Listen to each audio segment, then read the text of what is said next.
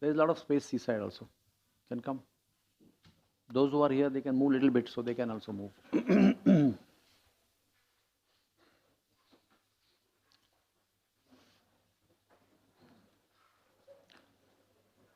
Okay, ready? Jaya Radha Madhava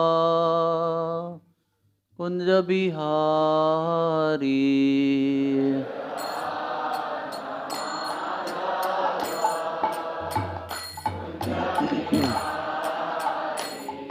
Jaya Radha Madhava Kunja Bihari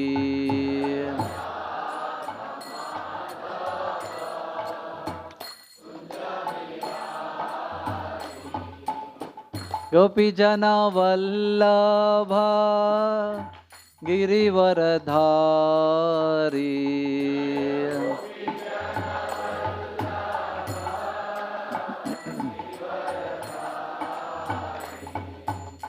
Gopi Jana Vallabha Girivaradhari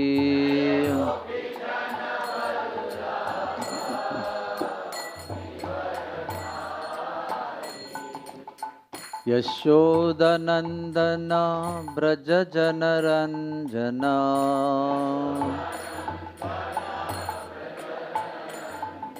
Yashodanandana Braja Janaranjana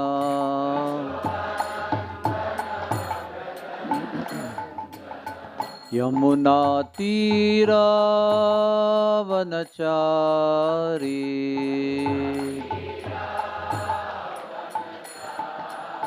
Yamuna Tira Vanachari Adheshwari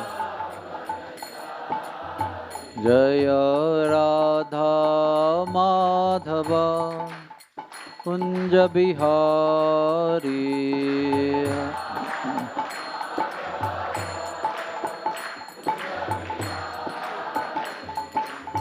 Hare Krishna Krishna Krishna Hare Hare Hare Rama Rama Rama Hare Hare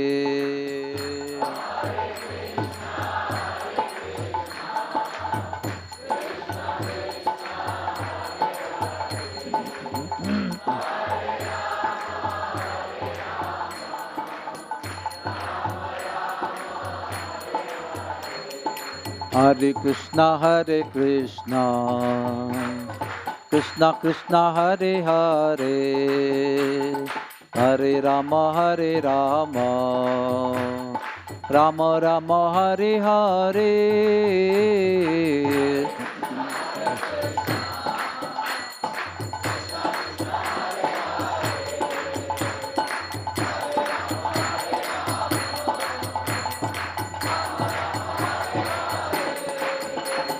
Hare Krishna Krishna Krishna Hare Hare Hare Rama Rama Rama Hare Hare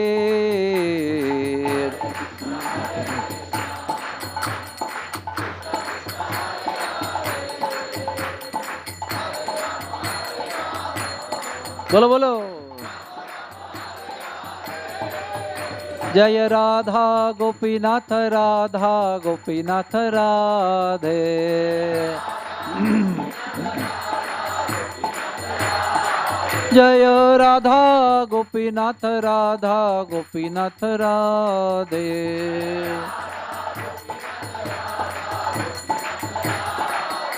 Jai Gauranitai Jaya Gauranitai Gauranitai Jaya Gauranitai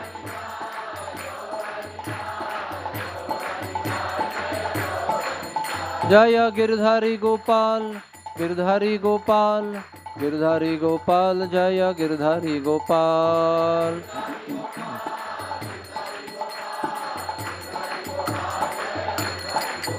जय जय प्रभुपाद प्रभुपाद प्रभुपाद जय जय प्रभुपाद।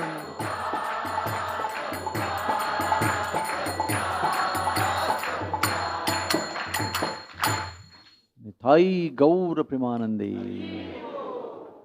श्री श्री राधा गोपीनाथ भगवान की, श्री श्री गौर निताई की, श्री ललिता विशाखा देवी की, श्री श्री गिरिधारी गोपाल की, श्री जनार्दन जी महाराज की, श्री श्री राधा गोपी जन वल्लभ की, श्रील प्रभुपाद की, ग्रंथराज श्रीमद् भागवतम की। निताई गौर प्रेमानंदे। ओम नमो भगवते वासुदेवाय।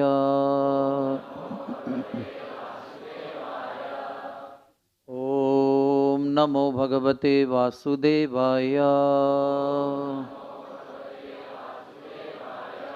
ओम नमो भगवते वासुदेवाय।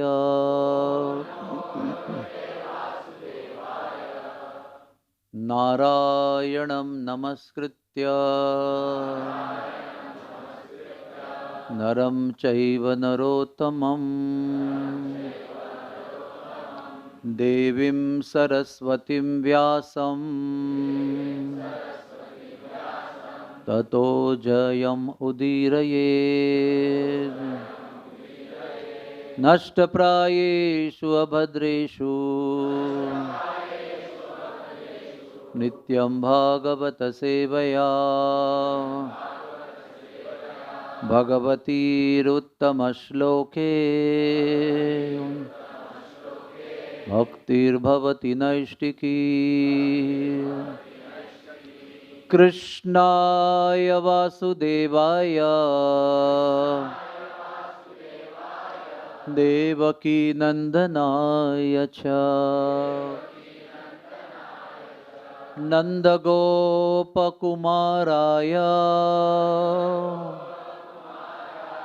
गोविंदाय नमो नमः। तप्तकांचन गौरांगी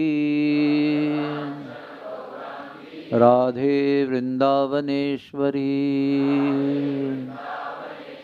वृषभानुसुते देवी प्रणमामि हरिप्रिये। Hare Krishna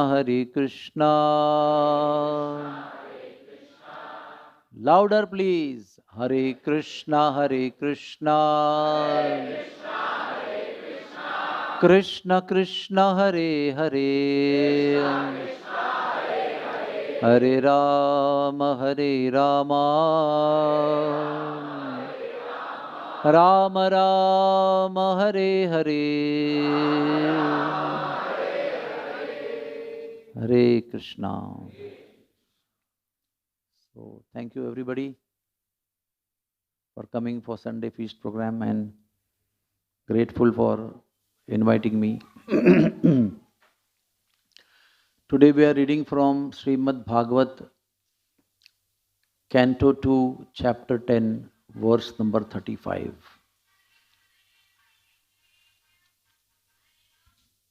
Hare Krishna. अमुनि भगवत रूपे मया ते यनुवर्णिते उभे अपि न गृह्णन्ति मया माया सृष्टे विपश्चितः। अमुनि भगवत रूपे मया ते यनुवर्णिते उभे अपि न गृह्णन्ति माया सृष्टे विपश्चितः। अमुनि भगवत रूपे मया ते यनुवर्णिते उभे अपि न गृह्णन्ति माया सृष्टे विपश्चितः।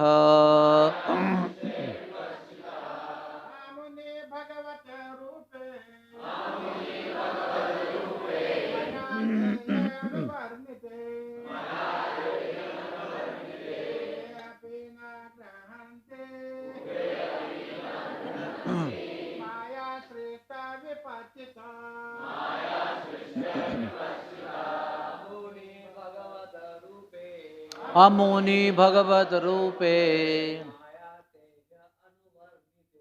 मया ते अनुवर्णिते उभे अपि न गृह्णन्ति माया सृष्टे विपश्चितः भगवत रूपे मया ते अनुवर्तिते उभे अपि न गृह्णन्ति माया सृष्टे विपश्चितः. Ladies, अमीयं भगवत रूपे मया ते अनुवर्णिते उभे अपि न गृह्णन्ति माया सृष्टे विपश्चितः. अमुनि, all these.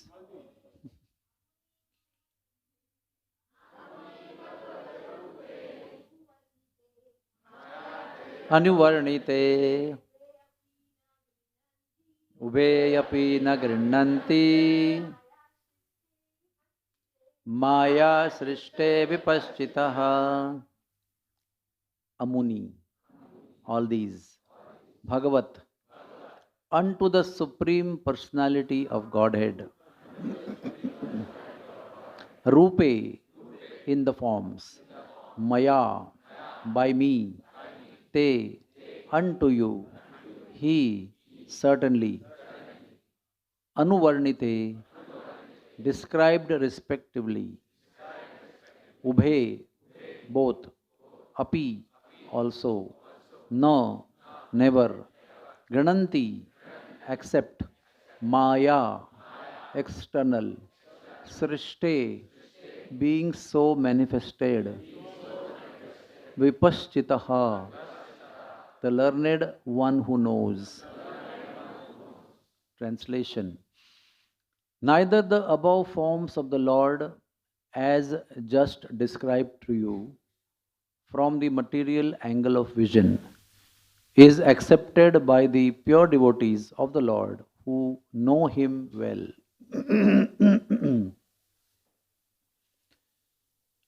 Purport by His Divine Grace, A.C. Bhaktivedanta Swami Prabhupada. The impersonalists think of the absolute personality of Godhead in two different ways, as above mentioned. That means in the previous verses. On the one hand, they worship the Lord in His Vishwarupa, or all-pervading universal form. And on the other, they think the Lord's unmanifested, indescribable, subtle form. The theories of pantheism and monism are respectively applicable to these two conceptions of the Lord as gross and subtle. But both of them are rejected by the learned pure devotees of the Lord because they are aware of the factual position. This is very clearly mentioned in the 11th chapter of Bhagavad Gita, which records Arjuna's experience of the Vishwarupa of the Supreme Lord Krishna. Adrashta purvam rishitosmi drishtva bhayena cha pravyatitam mano me tadeva me darshaya deva rupam prasida devesha jagannivasa. 11.45 Bhagavad Gita. Arjun, as a pure devotee of the Lord, never previously saw the contemplated universal form of the Lord, Vishwarupa. But when he did see it, his curiosities were satisfied. But he was not happy to see such a form of the Lord because of his attachment as a pure devotee. He was afraid to see the gigantic form of the Lord. He therefore prayed to the Lord to assume his four-armed Narayan or two-armed Krishna form, which alone could please him, Arjuna. Undoubtedly, the Lord has supreme potency to exhibit his multifarious forms. But the pure devotees of the Lord are interested in the forms, in his forms as eternally exhibited in the abode of the Lord. This point is very important. I'll read again. Undoubtedly, the Lord has the supreme potency to exhibit himself in multifarious forms, but the pure devotees of the Lord are interested in his forms as eternally exhibited in his abode, that is divine abode, the spiritual world, which is known as Tripada Vibhuti, or the kingdom of the Lord. The new word, very nice word, Tripada Vibhuti, which means kingdom of the Lord. The Lord in the Tripad Vibhuti abode exhibits himself in two arms, two forms, either with four-handed or with two-handed.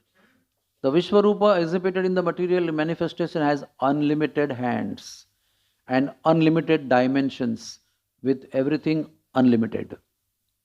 The pure devotees of the Lord worship him in his Vaikuntha forms as Narayan or Krishna. Sometimes the same Vaikuntha forms of the Lord are in the material world also by his grace, such as Sri Ramachandra and Sri Krishna, Sri Narasimhadev, etc. Thus the pure devotees of the Lord also worship them,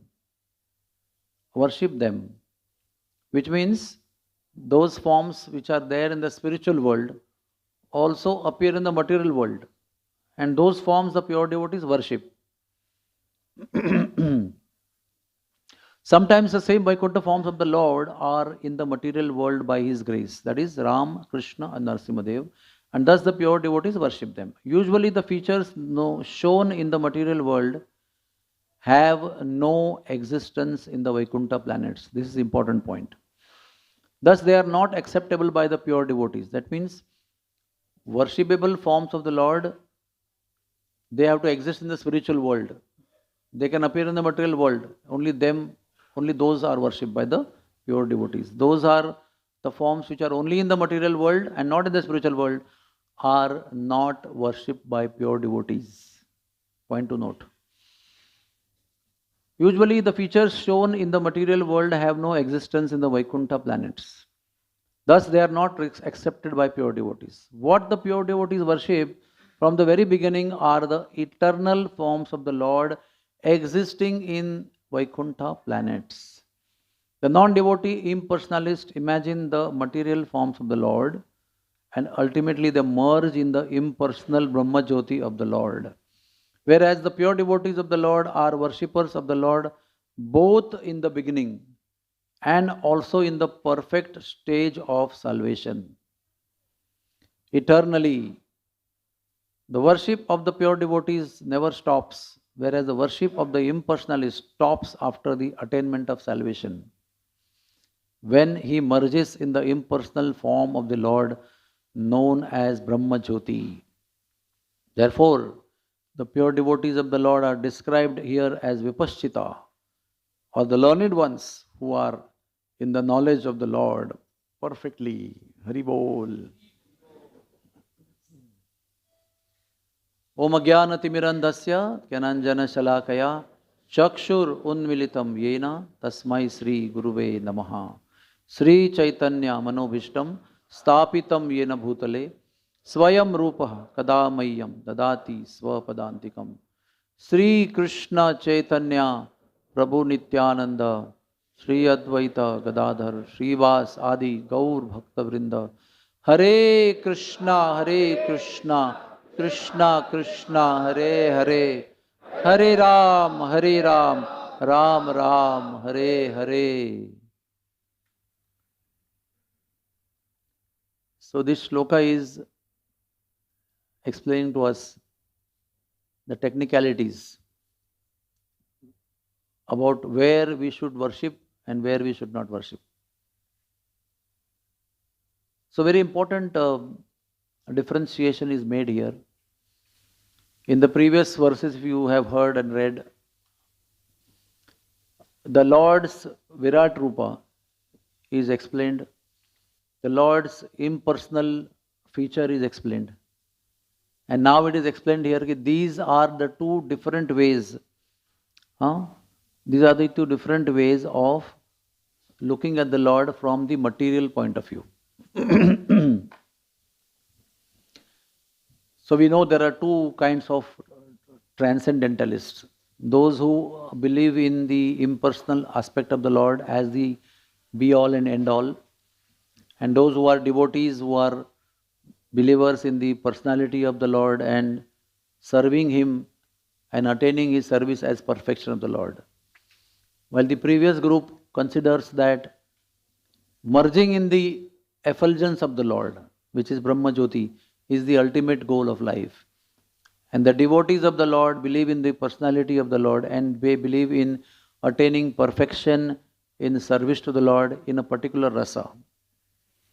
So there is a great difference in the two thought processes. In the impersonal thought process, there are two ways, or you can say two steps which are progressive. The first step is they worship the Virat Rupa of the Lord. All of you have read maybe the Bhagavad Gita where Virat Darshan is explained. This Rupa of the Lord is having thousands and thousands of arms. It has got multifarious features. At one angle, the Virat Rupa is seen Durga Devi, all the demigods, Surya, Chandra, Varuna, Brahma, everybody is included in that. And at from one angle, all the living entities are getting destroyed in the cycle of birth and death, and the Virat Rupa is consuming it. The rivers of the world are seen as the veins and arteries of the body of Virat Rupa, and mountains and every single item of the material existence is all inclusive in the body of Virat Rupa.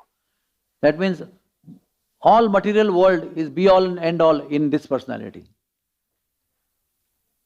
So why this was shown to Arjuna? Because in the name of Arjuna, Krishna wanted to show the whole world that he is Supreme Personality of Godhead. Arjuna knew, but for the sake of the world, that tomorrow world should not debate on Krishna's being Supreme Personality of Godhead or not. That is why this particular form was shown. And Arjuna also was convinced, oh, what I was thinking, that this is my friend. This is my cousin brother. But he is cousin brother and friend, but he is also the Supreme Lord, be all and end all. So he was like folding hands and offering prayers. But one of the unique features of his feeling was, he was not happy to see that beautiful form. Although it is explained that he got satisfied in his curiosity about who the Lord was, beyond his being friend and relative. But he was not happy and satisfied and pleased to see that form. It is not that he wanted to just keep on seeing that form. And he fell in love with that form. He felt like performing pastimes with that form. No, it was like, okay, enough. Please take away this form. I cannot take it any further. I understood. Please take it away. Please come back in your four-armed or two-armed form, like before. Because one cannot relate to this Virat Rupa. One can only see and know, but there is no question of relationships. There is no question of connection. And continuity also in connection is not possible there. So, what is important to understand here, that this particular form of the Lord as Virat Rupa, all encompassing, all consuming form, is simply the product of material energy of the Lord. All other forms of the Lord are divine. They are not the product of Trigunamayi Maya.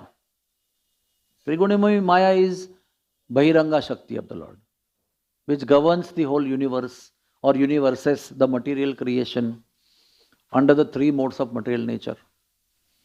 And the Lord's forms and Lord's Vaikuntha planets and Lord's activities in Vaikuntha planets, in Goloka Vrindavan, are not the products of material energy, which does not exist there. What exists there is the internal potency of the Lord, Yogamaya of the Lord. And by the unlimited varieties of internal potency of the Lord is manifesting His variety of divine forms which exist in the spiritual world.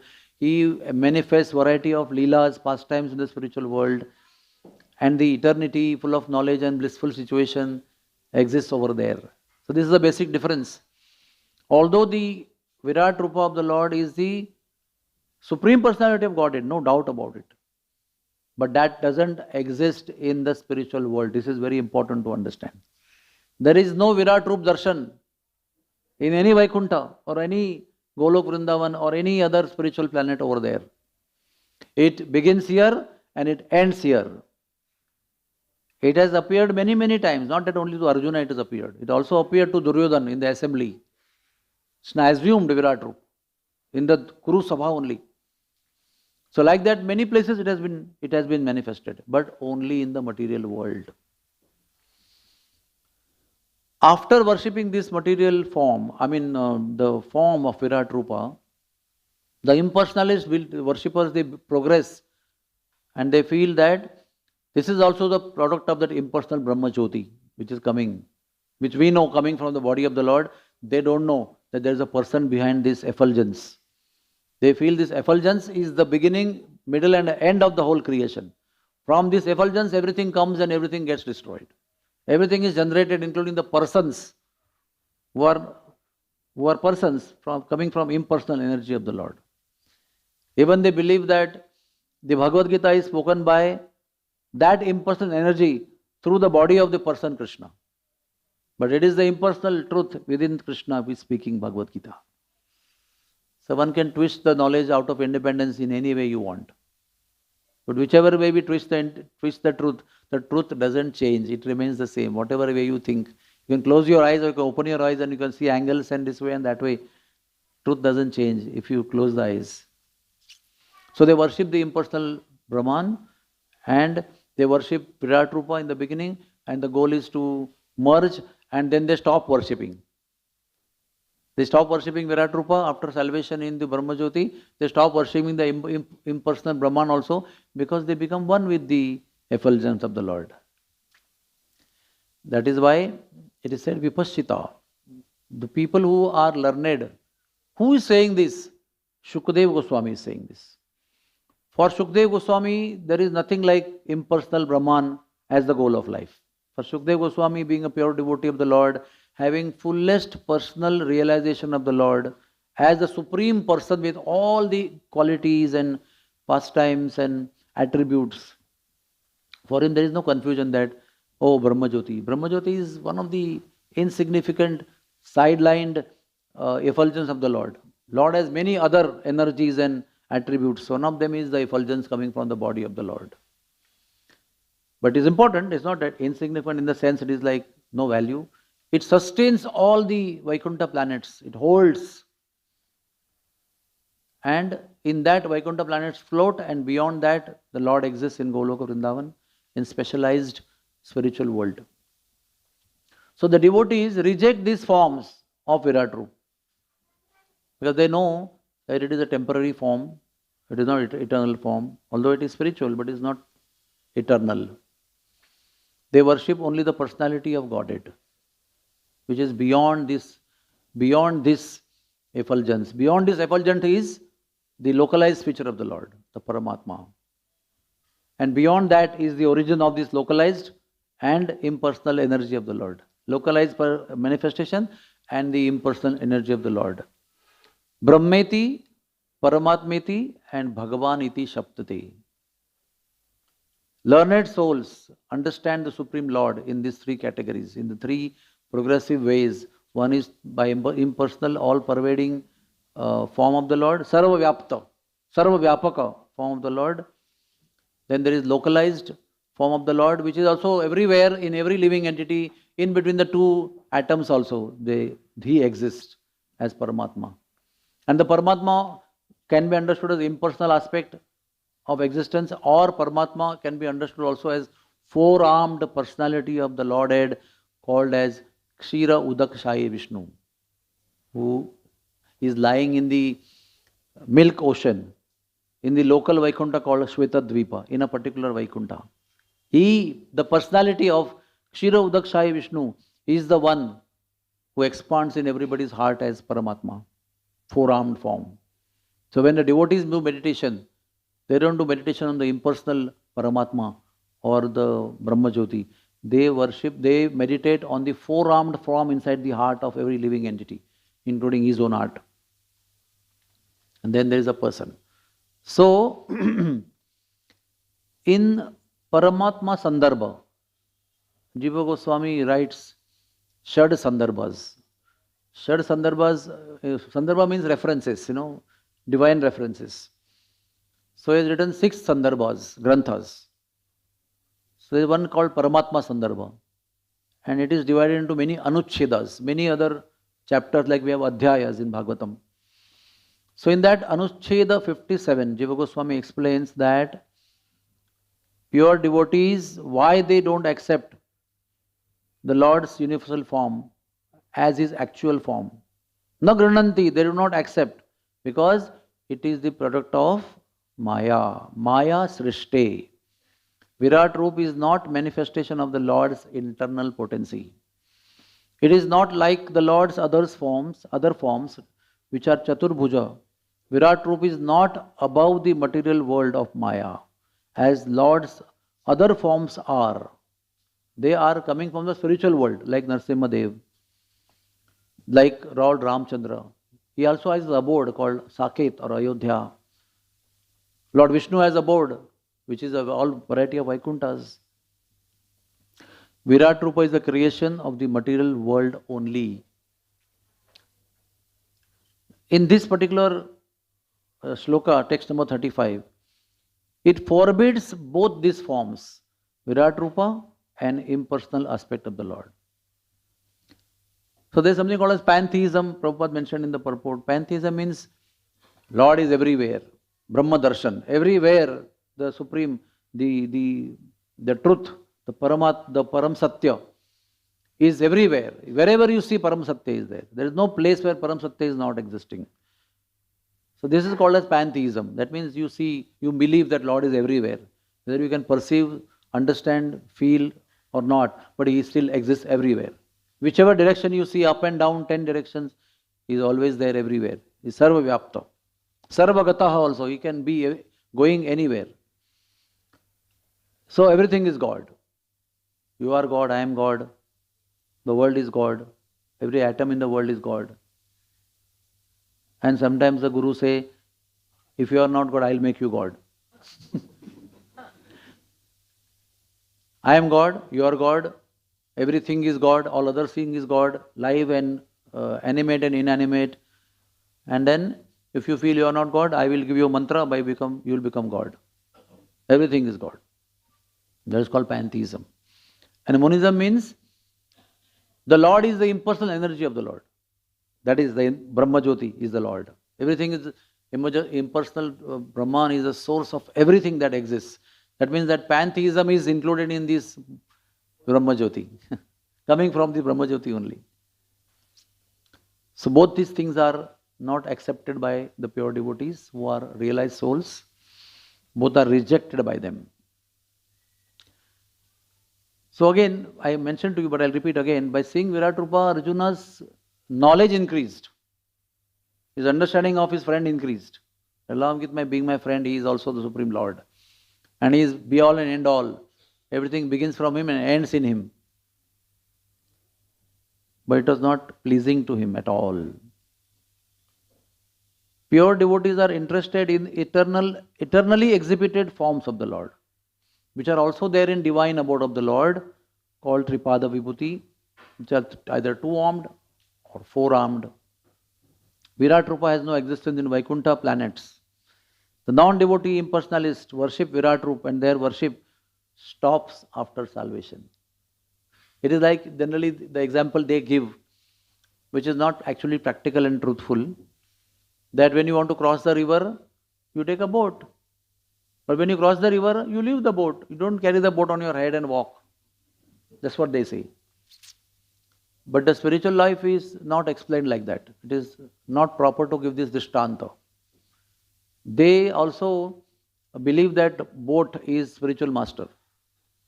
So you use the Guru to cross the ocean of birth and death, then you leave the Guru and go ahead. You don't need to have Guru. Similarly, they worship a particular form of the Lord or believe in the Brahma Jyoti. That also is incidental. It is not after they achieve so-called their end of their perfection, that is salvation and merging into the impersonal Brahman, They just stop worshipping everybody. One of the sannyasis I met in Himalaya, he said, when we take sannyas, we also give up Shikha and Sutra. Shikha means Shikha and Sutra means Brahman thread. No more Gayatri, no more Trisandhya, no more. They don't believe in tilak, putting tilak, everything they renounced. And in the end, they renounce the Lord also. That kind of high level of renunciation is there. While in Bhakti Marga, Vairagya is explained as Yukta Vairagya. That means you don't give up everything. Absolutely. You give up those things which are under the spell of Maya, the creation of the illusory energy of the Lord. You just don't give up. You just, when you sweep the house, if you find a gold ring in the kachra, you don't even, do you sweep that gold ring also? Because you know, in the ground, in the company of the other dirt. So whatever comes under my broom, it should be swept out of the house. No, you pick up. If you find a watch, or you find a gold ring, or you find something which is valuable, you pick up that and keep it back, and rest everything you sweep off, right? That is called Yukta Vairagya. It's not a sweeping mania that anything comes on my way, I'll just sweep it away. My job is to make it spick and span. Don't want anything valuable or invaluable. So that is the impersonal way of understanding. Personal way of understanding is, we keep things which are good. We keep things which are favorable, which are useful, which are meaningful, and remove all those things which are unnecessarily unwanted, harmful. So there is a sense of discrimination, which is called as Sara Asara Buddhi or Sad Asada Vivek Buddhi. With the use of that spiritual intelligence, we discriminate that which is favorable and which is not favorable, and we give up the unfavorable and keep the favorable. The pure devotees do not throw the money away as Maya. We don't touch the money. Money is Maya. Money brings in kalaha and dambha, fights and hypocrisy. I don't want to touch the money. And Srila Prabhupada would receive that time 100,000 rupees as donation. He will ask, when are you giving me next lakh? The next 1 lakh, when are you giving me? Because he was not looking at money as a source of sense gratification for him or anybody else. He was looking at money as Lakshmi Devi, the servant of the Lord, to be used in service of the Lord. So once something which is to be used in service of the Lord, why just reject in the false concept of being Maya? If you see the thing in the proper perspective, then you will see everything is divine. Everything we see connected with the Lord. If you see my spectacles lying somewhere, so my daughter will say, oh, Papa's spectacles. She will not say 50 grams of metal and 20 grams of glasses. She will not say that. So she will be connecting it to the person who is wearing this so-called manipulation of material energy, which has come in the form of chasma, spectacles, which is allowing the father to see things because his vision is not perfect. So when you connect things with the Lord, all things become meaningful. But in that also we use a discriminatory power, although it is connected with the Lord. What is not good for my spiritual advancement, we reject those things also which are created by the Lord and His energies. And that discrimination is very important. That discrimination helps us to reach Krishna, to reach the abode of the Lord, to achieve the service of the Lord, to participate in the divine pastimes of the Lord. That intelligence is required. And it is not that it is only there when you are doing sadhana, and when you become pure devotee, you just give up that. No, it will be always with you. It will be always with us. And the more we chant Hare Krishna, it becomes sharper and sharper and sharper. Now I will tell you something about the intelligence. That we are told by our spiritual master that when you study Bhagavad Gita, keep the full intelligence active and on with you. But when you read Srimad Bhagavat, keep that intelligence parked somewhere. Because then all features of intelligence are not required there to understand the leela of the Lord. Why? Because the logic is also part of intelligence, right?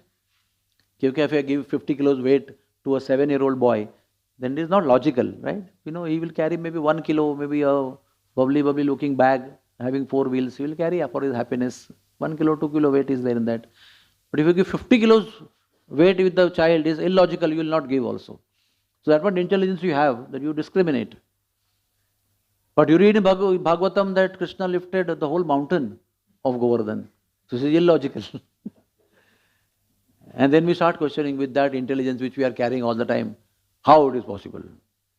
This is a Kapol Kalpit Katha. This is imaginary story made by some sadhus to entertain children with some virtues. Huh?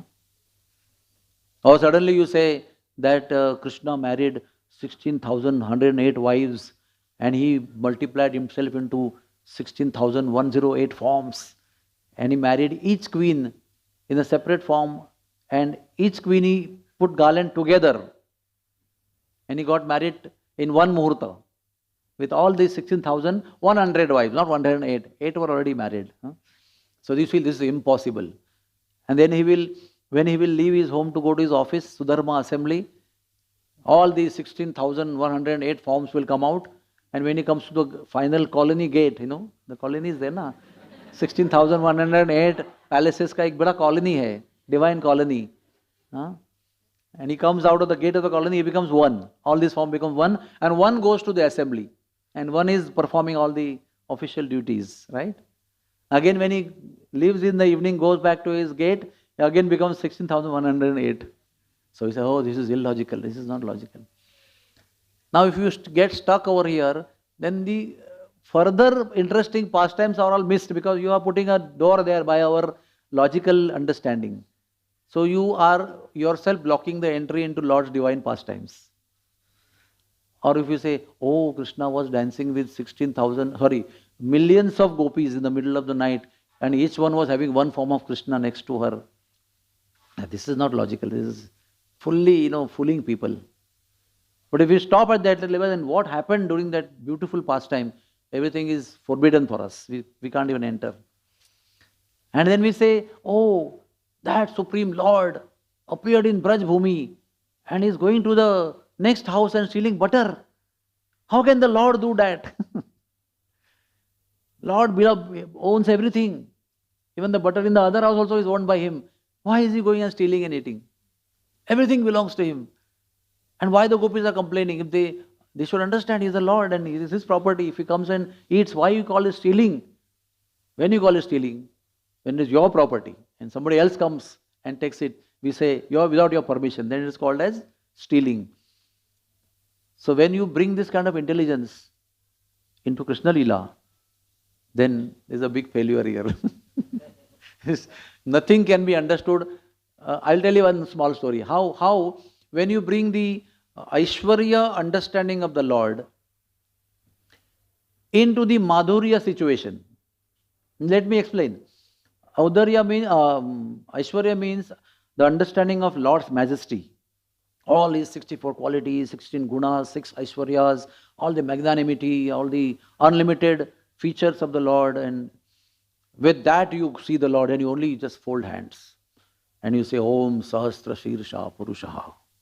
Sahasraksha Sahasrapad.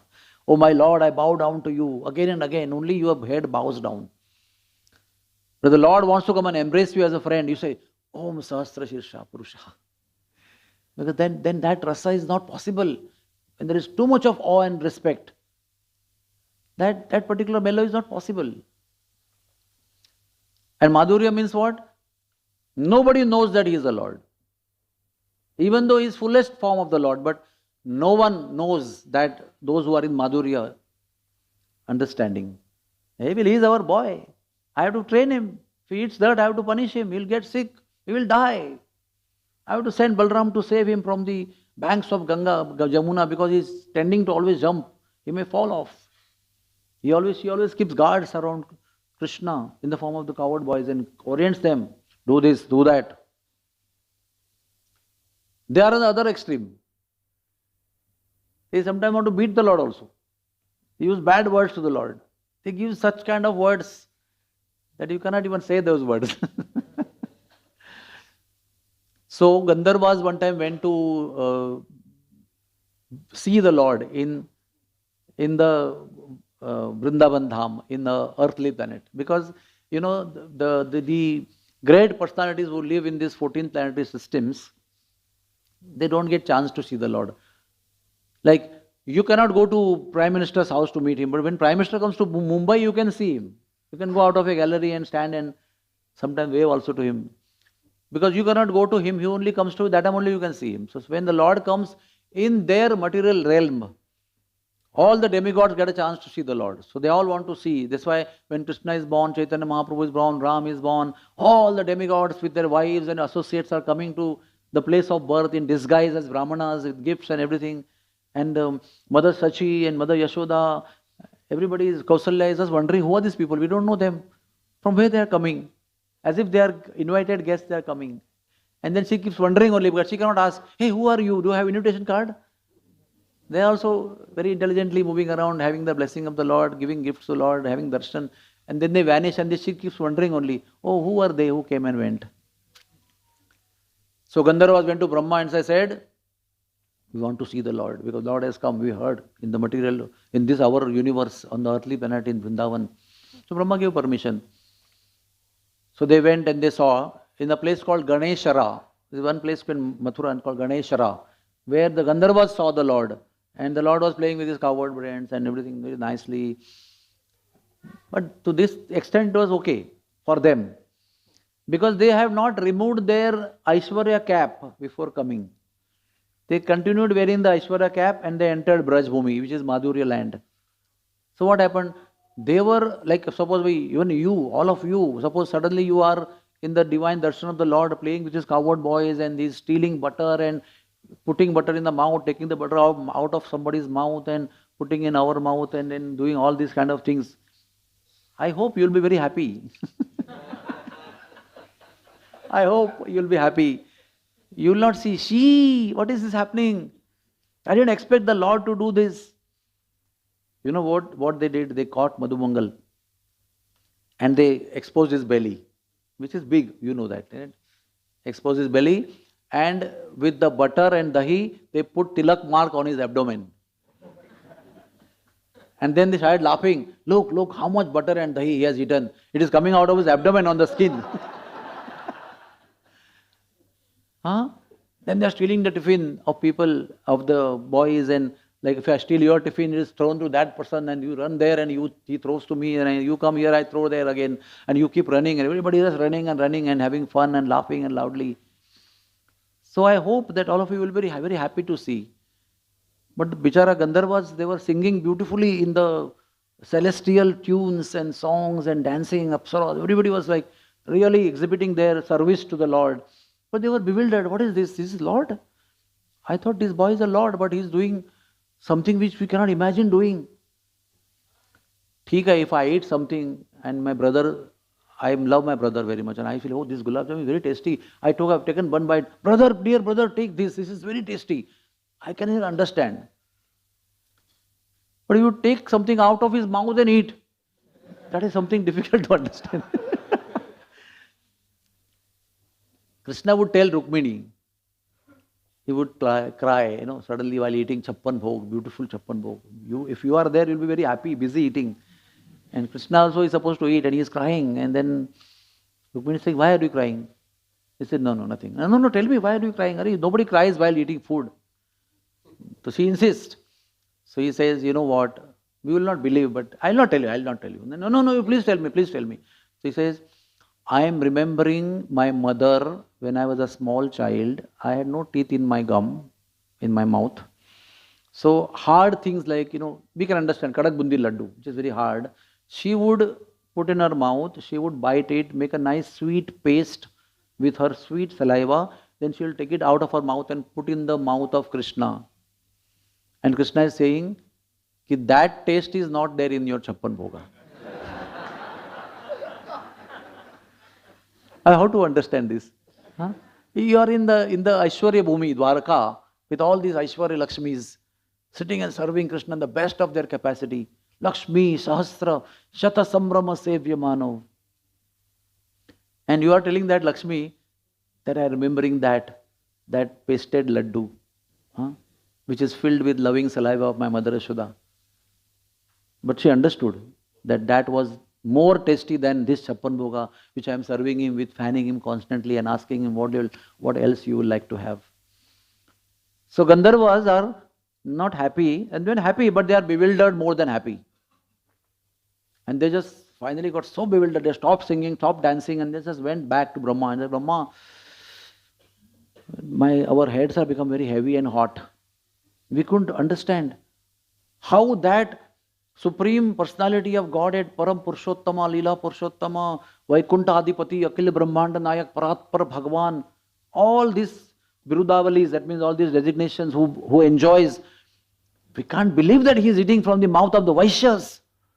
Here we are Brahmanas, all the Devatas, we are worshipping, we are doing so much purity and Shuchi, Ashuchi, we are very careful about, we offer with such a grandeur and we wait for a long time, then we take out, then we transfer, and then we honor as Maha Prasad of the Lord. And he is eating from the mouth of the Vaishyas, the cowards, which are not even Brahmins. How we can understand this? So by hearing this from the Gandharvas, even Brahma got bewildered. This is the power of association, positive or negative. Brahma got bewildered. And that time only, unfortunately, coincidentally, the news was spreading everywhere that Aghasur is a demon who is terrorizing even people in Brahmaloka. The terror of Aghasur was spreading not in other Bhuloka, Bhuvarloka, Svaraloka, Janaloka, Tapaloka. All lokas, inhabitants were in terror because of Aghasur. And when these people came and told, the second news came that boy killed Aghasur. Sometimes, such kind of bewildering informations come together to sink you more. So he got more bewildered. But believe me, the beginning of his bewilderment began from the association of bewildered Gandharvas who had gone with Aishwarya mode to see the Madurya leela in Madurya land. So that is why I am telling again that Asad Viveka Buddhi you utilize when you study Bhagavad Gita. Upanishads also fine because they are also very kidscut. Kidscut means difficult to, it's like Karela is good for health, very, very good for health. It improves digestion, it ignites the fire of digestion, it really helps you to purify the blood, and there are a big list of benefits of Karela. But tell me honestly, how many people like Karela? I am the one who like Karela very much. Anytime you can give me throughout the year. I love it. But although it is great in health, most of the people, 95% of people don't like it. But when you eat Karela and begin your meal, we are supposed to, and then comes sweet, and then comes sabji, it becomes very tasty. You try it. You eat Karela. You try it, I am telling you. You try the fritters or whatever. Let's say in Bengal they eat lafada first, where the Karela is the ingredient in that. You eat that first and you increase your appetite and digestive capacity, and then you honor everything and then you really enjoy. So similarly, our today's pravachan, maybe it must have begun with Karela, I think, because of that. Virat Rupa and impersonal Brahman and this and that and rejected and not rejected, accepted. It doesn't matter. It will give you the taste on your tongue. It will clean your tongue for the next sweet which is coming. So, but at the same time, however kadwa or bitter the Karela is, it is important ingredient of Shad Rasas. The 6 kind of taste that we are supposed to eat, it is very important.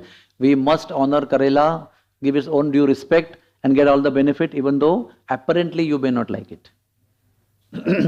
Because it increases the taste of all the foods that you are going to eat next and also helps you digest those foods also. So, that's how in the beginning of spiritual life we need to know who is God, who is not God. More important than knowing who is God, better first know who is not God.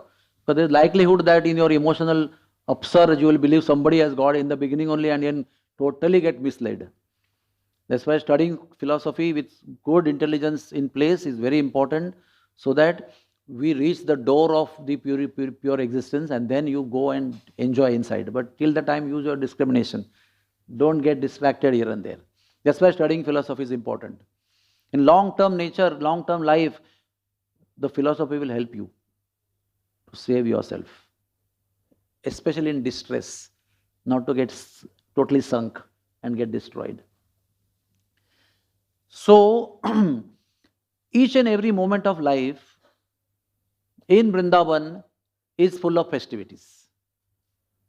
That same Lord who is showing Virat Rupa to Arjuna in this material world, in Kurukshetra, the same Lord who is a friend of Arjuna, is dear darling friend of Arjuna, is showing something which is not happy to see and requesting come back to your original form.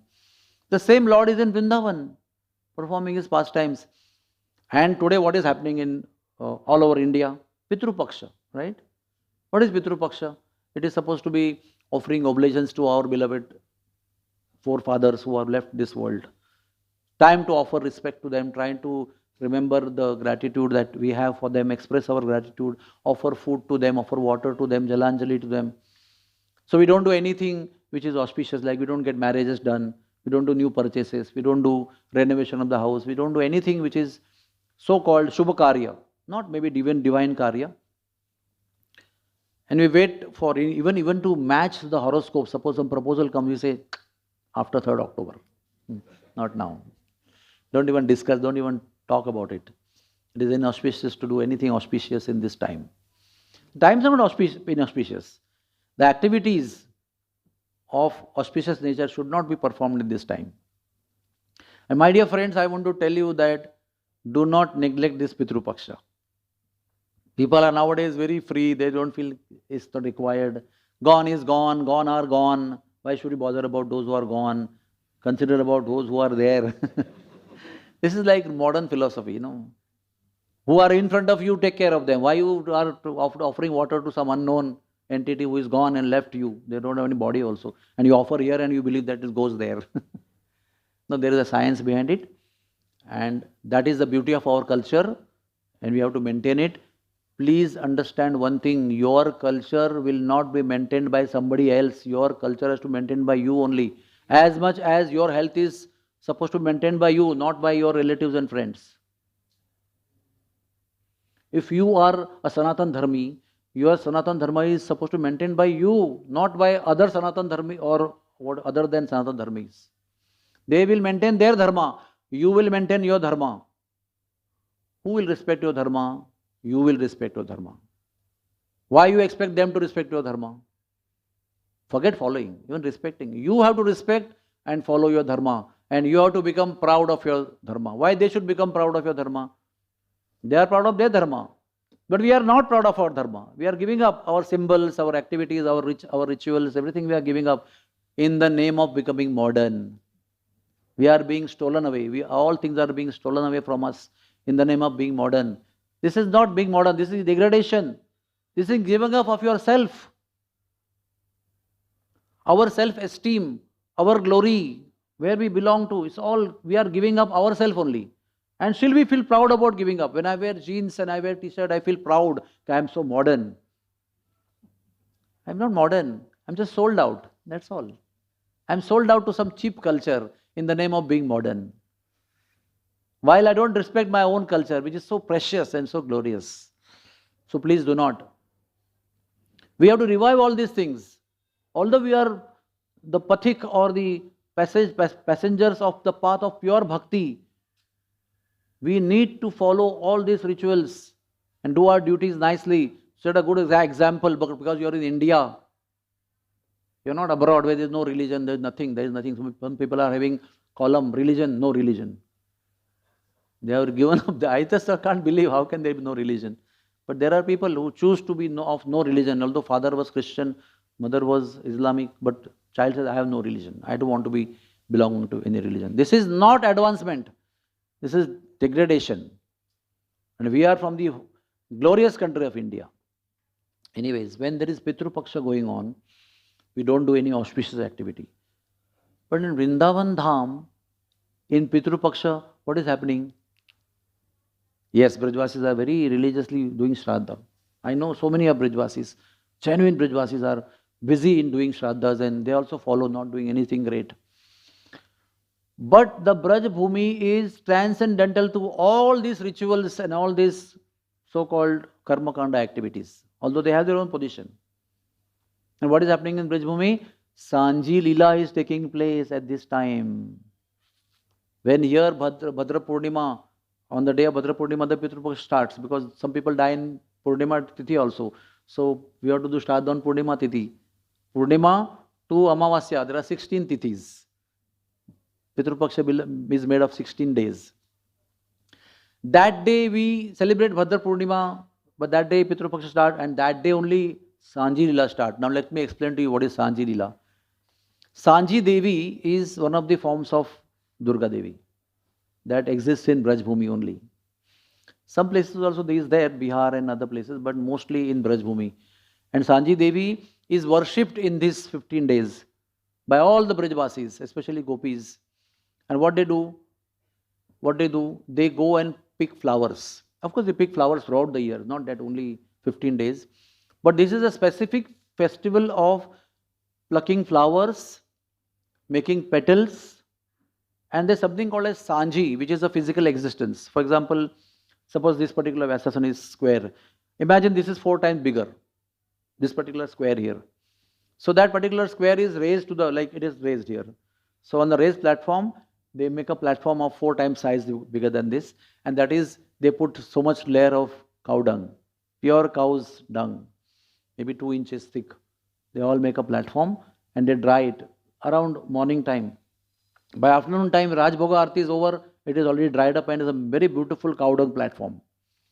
And then that cow dung platform is decorated with multiply colored flowers, with a theme that they will draw with flowers, some theme there, like boating pastimes of Krishna, like Kokilavan pastimes of Krishna, like stealing butter pastime of Krishna, like Krishna feeding laddu to Radharani pastime. They will put up on that and decorate it. I just cannot describe it to you. You have to see it yourself. Sometimes even Krishnadas Kaviraj Goswami writes in Chaitanya Charitamrita, many places, I cannot describe what's happening here. Mahaprabhu is dancing, but I cannot describe you how he is dancing.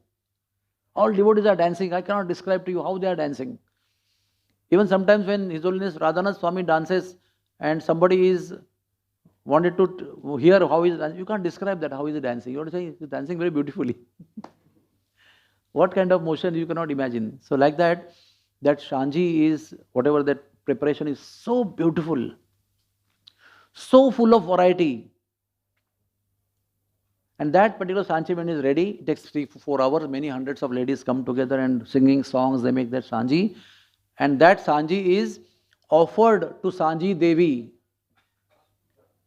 That Sanji Devi's form is made of cow dung on the wall. Like on the Govardhan Puja, if you go to Vrindavan, they make cow dung form of Krishna on the ground, lifting Govardhan. And on the navel, on the Nabhi, they put Shaligram Shila and then do puja, worship, offering everything to that Nabhi. So that is on the ground, but this is made on the wall. And is decorated with eyes and flowers and garland and everything on the wall itself. And that Devi, they offer this Sanji. And there's a procedure. After you make the Sanji, you offer it in the evening time, twilight time. And all of them will get dressed up nicely and they will come and they will offer that Sanji to Sanji Devi and then sing songs. So you require a Purohit to make the offerings of the Sanji. Like you have Ganpati at home, then you bring the Ganpati Murti at home and you require a Pandit or Purohit to invoke the presence of Lord Ganesh in that Murti. So a lot of procedures are there. 2-3 hours it takes to do Pratisthapana. And then you offer Aarti, Bhoga, everything, Panchopachar, Shodashopachar, Pujan. So every time you do something, you require a Purohit. So Radharani is now, she has made a Sanji, very beautiful Sanji. And then she is waiting for a Purohit to come. Suddenly one very beautiful lady comes, dressed up as a Brahmani. And she says, I will do your puja. Looking at the beauty of this particular Brahmani, all the gopis, they become mesmerized. Suppose somebody, Purohit comes to your house. Do you embrace the Purohit? Purohitji, I love you. So sweet you are. No, you say, Dandavat Pranam, Maharajji, baithiye. You like to have water, fruit, something before you start puja. Only awe and reverence is there. But as soon as this particular lady came, everybody embraced with great love and affection. They were just overwhelmed with the beauty of this lady Purohit. And then they started worshipping, and they were saying that she's so expert in her worship and offering of Sanji. They were like wonderstruck the way she was offering the Sanji. So they were discussing how wonderful, how expert she is. And after that, she started singing after offering Sanji to the Sanji Devi. And when she started singing, all the gopis, Lalita, Vishaka, Krishna, Radharani, they all started dancing. And then they started raising their hands and dancing in a very beautiful moments. And when she raised her hands to dance, Lalita Devi saw a flute stuck in the waist. And she removed her veil and exposed him, not her, exposed him as Krishna. And they were so happy to know, oh Krishna, today you disguised as Purohit lady. And they started clapping loudly or dancing. Oh, wonderful. So there are unlimited Sanji pastimes like this, in which in this form, in this leela, he came as Shama Gopi, you can say, disguised as a Gopi, and he performed Sanji worship. Now this is the 15 days, especially, the gopis will choose to go to forest. They have all knowledge about forest. This forest is good for these flowers, this forest is good for that flowers, this forest is good for multiple flowers. So one of the forests is Kusum 1, which is at the Govardhan, which is famous for flower plucking pastimes. Not only in Pitru Paksha, Sanji Lila timings, but all over the year. So one day, there are this kind of pastimes of variety of nature, different. So one pastime I am telling you quickly. One day the Gopas came and told Krishna that today we have heard that all gopis are going to Kusum Sarovar. I mean Kusum 1, not Sarovar came afterwards, which is far from Nandagaon. It takes time to go there and time to come back. So when they told, let's go and tease them, nicely disturb them. So they are also disturbing us many times, so we'll have good opportunity today. So Krishna said that, I'm not feeling well today so much. I cannot go for far distance. So you all go and you herd your cows and you come back. Knowing well, then when Krishna will not go to herd cows with them, they will not go far distance because they will not be able to stay so long away from Krishna. So they will go short distance and come back. He knew that. And then he let them go and they all went away. And he knew he will go very close by. Then he disguised and he left. And gopis have reached Kusum Sarovar and they are enamored by the beautiful variety of flowers in the whole forest, and they just are stuck to one tree and they are plucking their flowers and putting in their cloth, and they are not like us. They are not watching WhatsApp while plucking the flowers. They are not taking the phone call while they are plucking flowers. They are immersed completely. If one gopi is told, you bring yellow flowers, her life's goal is to only look at yellow flower. Nothing, even pink flower, very beautiful than yellow flower, she will not look at. And those who are looking at pink flower, they will not look at yellow flower, however beautiful it is. So yellow flower is very attractive. The color of Radharani, they may distract. No, they are not distracted. They are very focused, fully. So everybody is immersed. No one is talking to anybody. They are fully immersed in plucking the flowers. And then Radharani gets stuck in the thorny bushes. When time comes to go, she cannot get out because she is stuck various places. She didn't know that. So so she was struggling, and girls are saying, come, we are going, come, they are already leaving. Suddenly, one man with big moustache, with a black mole over here, with a feta, with a danda in the hand, he comes there, he sees Radharani stuck in the bushes, and he very lovingly comes and releases her from all the thorny attachments. And he goes away. And Radharani also goes away to meet the girlfriends. So girlfriend says, let's go. But she is not moving only. She is telling, somehow the person who released me from the thorns has taken my heart away when he went away. I want to meet him. My legs are not moving. Please help me, oh dear friends, to meet that person. So they just, what to do? Radharani is not coming home, we have to go back with her. So they search for him and they find him, and then they have a good dialogue and they are discussing, who are you, why you are coming here. So they explained, we are Sanji leela, we need flowers and all. So he said, how you come here every day? This is not good. This is my forest. Kamadev owns this particular forest. I am supposed to be the guard of this forest. Now I just released you, but now I come to you are criminals. You are coming on the other's property and stealing flowers from here. I must arrest you.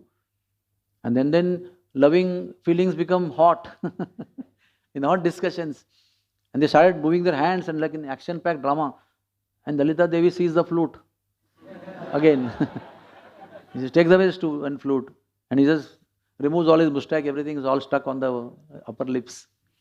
And then they feel very happy. And then, oh, how did you choose to take this form today? So he tells in brief that boys had come in the morning that we'll go today together. But I just tricked them away. Today I wanted to meet you alone in the forest of Kusum 1. So what do you do with the flowers? He said, oh, every day we pick the flowers and we go to Jamuna, clean them, and then we make Sanji. So let's go to Jamuna. So they said, no, how can we walk with you? If my mother comes to know, our mothers will come to know, then they will punish us. We cannot go publicly walking with you. So what do? How do you wash the flowers? Are, I'll call Jamuna over here. What is the problem? So Krishna invoked Jamuna. He just thumped his heel on the ground and created a big hole, and Yamuna came and filled up. And that became Kusum Sarovar. And then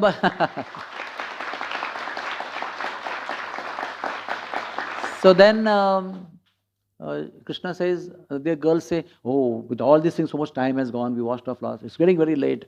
So many girls went away and few girls remained there. And Krishna has another desire. He says, can I decorate your hair with these flowers? They said, good, please do it. Then Radharani sits and releases her hair and Krishna decorates her hair. And by that time it gets very late and it's a very beautiful experience. Some Sakhis are standing there watching this beautiful scene, Krishna decorating the hair of Radharani. And then it's over, then they say, oh, it's very late today, very late. Who will decorate our Sanji? All time is gone. When will decorate our Sanji? When will offer? Say, don't worry. I will decorate all your Sanjis. I will go. And that day, before these remaining gopis reach home, Krishna reaches their home as a lady and decorates the Sanji, prepares it beautifully in an extremely high speed.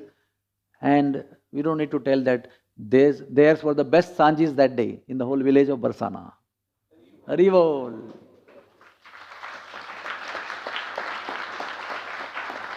Another pastime is that gopis are selecting flowers, plucking flowers, and then when they are immersed plucking flowers, suddenly they hear the sound of a stick being stuck on the ground.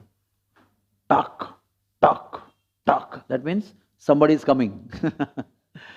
And naturally when you hear in the bushes, in the garden, flower garden, somebody is coming, Mali only is coming, na? The gardener is coming. And as soon as the first sound came, the all gopis came out of the meditation and they told, Radharani, Sriji, run, Lalita, Vishakha, run. The Mali is coming, the gardener is coming. So they all somehow they also are stuck a little bit here, but they are able to remove, and then some flowers are falling on the ground. Who cares? Run away from here with whatever flowers you have got. And they all run away. And they actually all go away, calling, Radharani, leave. And suddenly she also comes out of meditation, but she finds herself stuck in many thorns. And in the struggle of removing the thorn, all the flowers fell on the ground. And by the time the sound of the stick is becoming louder and louder and louder. And now it is just next to you, close by. And after some time, along with the stick sound, you see a big person with a big feta. And again I told you, black mole here with angry looking eyes, big eyebrows and big mustaches, angry look on his face, very tough looking man, having a stick in the hand. He just stands there right in front of Radharani, and Radharani is trembling. She is sweating like anything. Her Kapal Pradesh is filled with Gharma Bindu, that is the sweat drops, and she is looking here, looking there. No friends are around. She is wondering what to do now. And you can see this man is standing like this, with unblinking, big, angry red eyes, staring, focused at Radharani. That means you are going to get punished now, you are going to get caught. And these scenes of silence, like Radharani is trembling and fearful, and this man looking sternly to Radharani, goes on for a while, which is like Yugaitam Nimeshena. It's like long period of time. Nothing is happening, but you are so tremblingly fearful. And suddenly, this man smiles. And Radharani says, oh. He removes his feta, removes his mustache, takes out his flute, and he comes to know that is Krishna. So she's asking, oh, I was so scared. I was so scared. So why did you do this? Today I wanted to meet you alone. So why I was waiting like this for a long time? I was making sure that the gopis were calling you, Radhe, Radhe, they go differently far away. But they are watching me coming, so they are really running. They are not going to come back to save you. So I was standing here to make sure that their sound also is not heard. Then I smiled. Oh, I'm so happy to see you. Now what to do? All the flowers are fallen on the ground. Krishna picked the flowers up. And then again same thing he asked, what to do? We go to Jamuna to wash. But she said, no, I can't walk with you. All the ladies will tell everybody if you see you. Then I'll call Jamuna over here. So Krishna called Jamuna there. And then he is alone with her now. No gopis are there in the second pastime. He says, I will today like to decorate your hair. She becomes very happy. And then she is holding a mirror in front of her hand. Generally when we, ladies, all of you girls, when you were small, your mother used to comb your hair. So what would you see in the mirror when mother is combing your hair? Not mother. You are not a girl, how you know that? All girls look at themselves. Oh, why are you doing this? Do it little slowly, it's so hard, hurting me. And do the parting over here, do this and plaiting like that. So we keep on instructing mother, looking at you. Radharani is not looking at herself at all. Radharani cannot stay without seeing Krishna for a moment also. So the mirror is only one purpose, to see Krishna decorating her hair. She is only turning the mirror to see how Krishna is turning to decorate her hair. And Krishna uses all his skills to decorate Radharani's hair. And that is the pastime of Kusum Sarovar. Krishna is eternally dressing the hair of Radharani at the banks of Kusum Sarovar. That is where Sri Krishna helped her to wash her flowers and beautifully decorated her. There is also one called Padarvan, where they go to pluck the flowers. Very famous. It is just near Barsana, very near Brajeshwar Mahadev. And that is where when gopis came to pluck the flowers, Krishna came there to play his flute.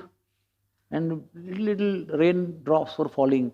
And that time Krishna took out his flute and started playing. With the flute sound, the peacocks gathered, the clouds started pouring more rains, and it was like heavy rains and peacocks dancing and Krishna playing flute, and the flute became completely wet in the water. Still the flute is giving beautiful sounds, and the gopis are watching. And what they are saying? Look at the fortune of the flute. It is so wet, drenching with water, but it is not stopping giving beautiful sounds, because it is touching the lotus lips of Krishna. Adharoshta, Amruta, Adharoshta, Amrut, she is drinking. She is so fortunate, daughter of the bamboo coming from earth. How fortunate that flute is. And they are glorifying the flute and watching Krishna playing the flute in the middle of the rains. Also happened during the plucking of the flowers. And Kusum Sarovar is such filled with beautiful pastimes. I'll just enumerate them because the time is already over. It is the place where Uddhav has become blade of grass. It is a place where Uddhav came out of blade of grass position to human being and spoke Srimad Bhagavatam for 30 days for the wives of Krishna and delivered them back home, back to Godhead by narrating his 30-day Bhagavatam. There was no limit of 7 days. You can describe as you want. He spoke for 30 days. Kusum Sarovar is the place where Ashtavakra Muni got darshan of Krishna and went back to Godhead from there. Kusum Sarovar is the place where Narad Muni was given bath by Vrinda Gopi, Madhvi Gopi, and given the body of Naradiya Gopi, and was taken in the middle of the Ratna Simhasan and Narad Muni served Radha and Krishna. There are beautiful chambers at Kusum Sarovar where many chambers, and in most inner chamber Radha Krishna are residing and performing their pastimes. So when Narade Gopi was taken inside the inner chamber to have darshan of Radha and Shyam Sundar. Narad Muni went from there to Narad Kunda and wrote Narada Pancharatrika Vidhi Shastra on the order of Radharani. So unlimited. Balramji resides over there as his last destiny point. Because beyond that, Radha Kunda Ghera comes, the area of Radha Kund where only Madhurya Leela takes place. So no Sakha can enter, but he wants to see. So he resides there and hidingly is watching all the beautiful pastimes of Radha Krishna. So Kusum Sarovar is an extremely esoteric, lovely place connected to Sanji Leela. And the Sanji Leela is taking place from Bhadra Purnima to Bhadra Amavasya. First 10 days till Dashmi, all the Sanjis are made with flower petals. And Ekadashi to today is Ekadashi? Sorry, tomorrow, yesterday. From yesterday till the Amavasya day, the Sanjis are made only of colors. So 5 days of color, 11 days of only flowers.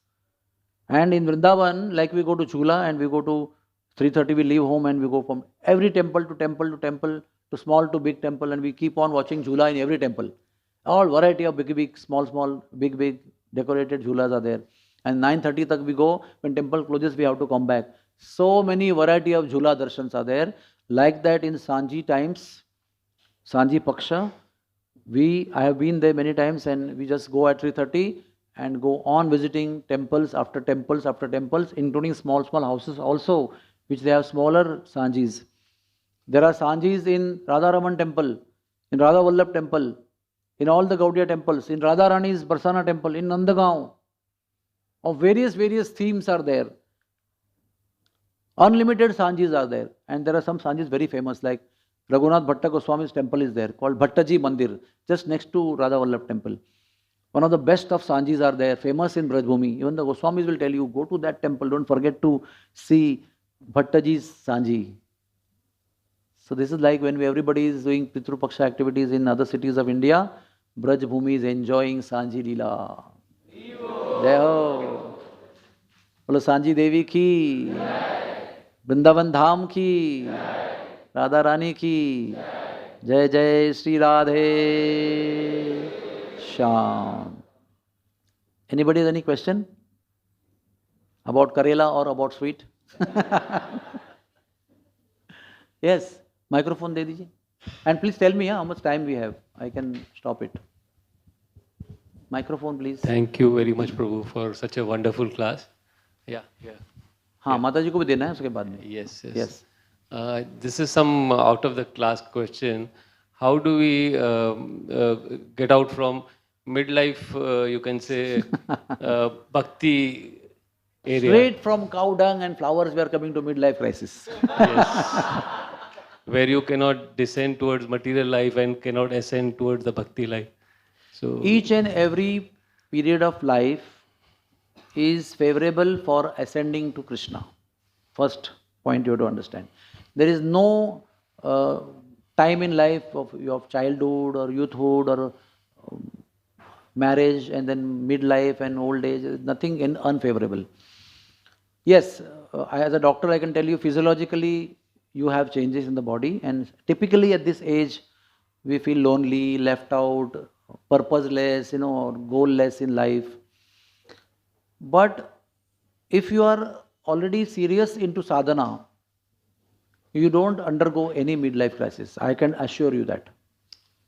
What we have to do is never give up satsang. Do regular satsanga, come to regular satsang, do regular sadhana attentively, regularly read scriptures, regularly worship the Lord, go to temple and have darshan, eat prasadam regularly without fail, don't eat outside. I guarantee you, with a serious committed performance of sadhana, you will never undergo midlife crisis. I'm saying midlife crisis with midlife bhakti. Nothing like midlife bhakti. Bhakti is always progressing from ado shraddha, tada sadhu sangha, tata bhajana kriya, tata anartha nivrutti. This is the bhakti's progress. There is nothing like midlife bhakti. Okay. We can be in midlife in ado shraddha only. That's possible. Okay.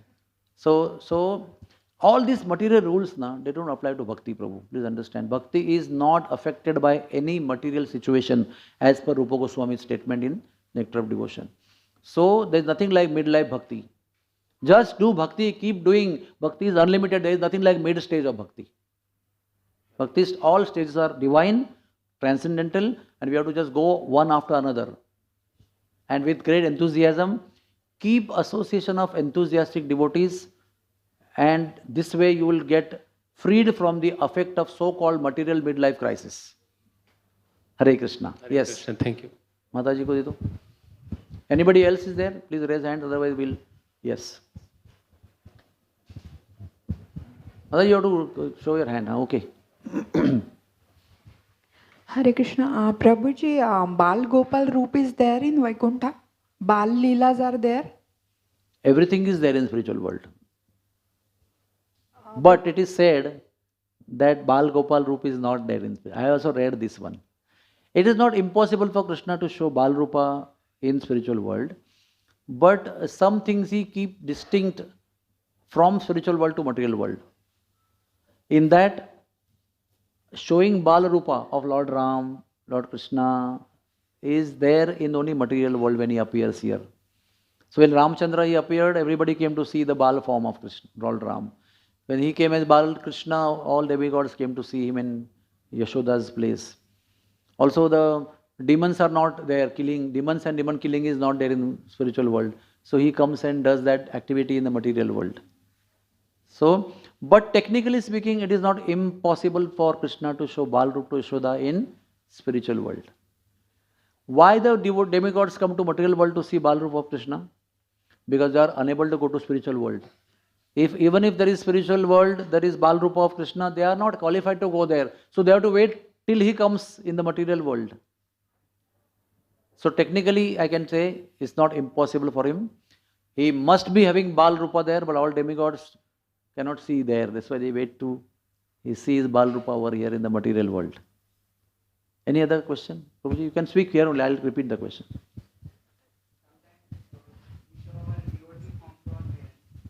Devotee form to our parents. Please listen carefully. Sometimes we show our devotee form to our parents. Hari Bol. But they want us to be in our original form. Original, glorious material form. They want us to be. So what is the question? And I'm also like thinking, sometimes mind tells, oh, life acha tha. Like sometimes we have that entanglement of our previous past conditionings that stops us from aspiring from the pure devotional service. But you are sitting over here, I don't believe that you are aspiring for that original form. No. But certain situations in life, they pull you out to the material, we can say that material association. So how can we always aspire for a pure devotional association? The answer which I gave him, same answer applies to you also. Yes.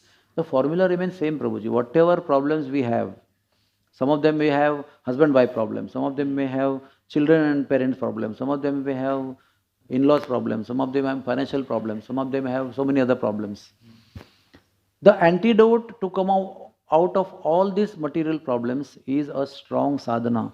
Even may not be in the Siddha stage, in Sadhaka stage, in the conditioned stage also. Continue your sadhana, you will not be tempted to go back.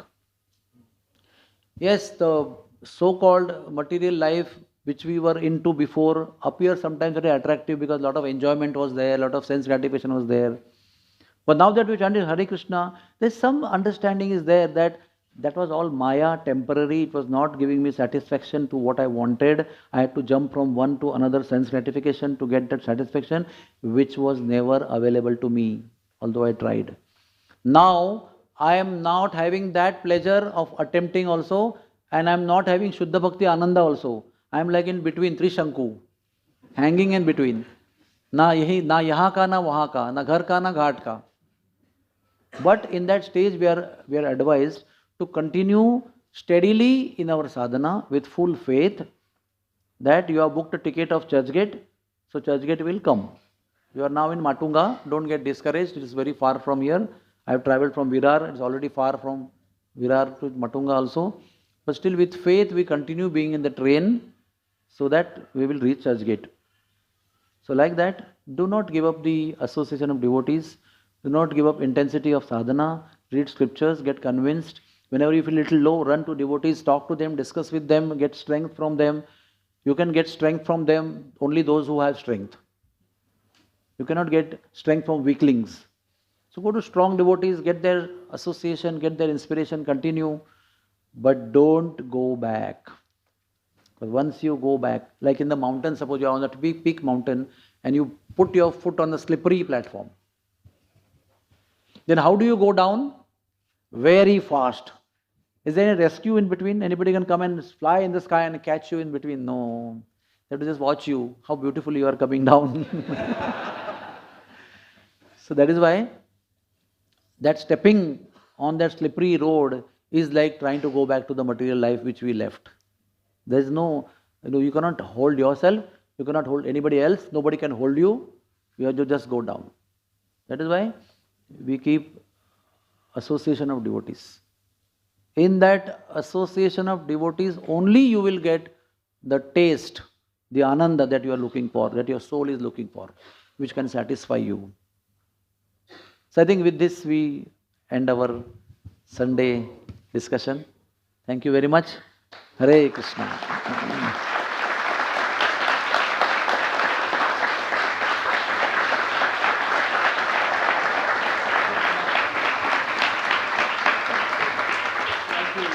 Jai.